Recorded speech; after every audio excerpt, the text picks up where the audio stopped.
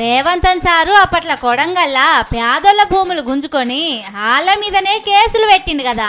అదేంది సార్ అంటే ఏమన్నాడో చూడుండ్రి.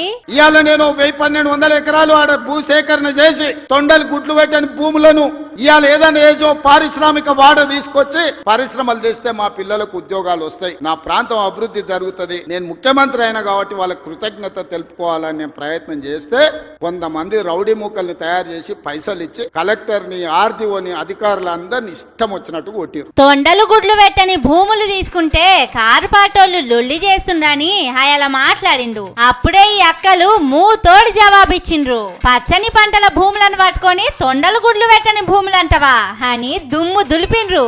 ఇవే గుడ్లు, ఈ పంటలు నీకు గుడ్డు తొండలు లెక్క కనిపిస్తున్నాయి. ఒకసారి కిందికి వచ్చి చూడవయ్యా, చూడు కిందికి వచ్చి చూడు. సీఎం సీట్ లో కూర్చొని కాదు, కిందికి వచ్చి మా జనాలు చేసి వాళ్ళు చేసేది ఒకసారి చూడు, తెలుస్తుంది. అక్కడ కూర్చొని మాట్లాడడం కాదు. ఏ చూసినా తొండలు గుడ్లు పెడుతున్నాయి, పందులు కూర్చుంటున్నాయి అంటే కిందికి వచ్చి చూస్తే తెలుస్తుంది. ఆ ఊరు ఈ ఊరు ఆ ఢిల్లీ ఈ ఢిల్లీ తిరగడం కాదు.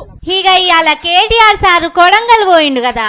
రేవంతన్ సార్ది అబద్ధమా, ఈ అక్కలు చెప్పింది అబద్ధమా తెలుసుకుంటానికి లగిచర్లున్న శలక మొకాన పోయి చూసొచ్చిండు. తొండలు కూడా గుడ్లు పెట్టని భూములు యాడున్నాయో చూద్దాం అనుకున్నాడో ఏమో గాని మొత్తం తిరిగి చూసిండు.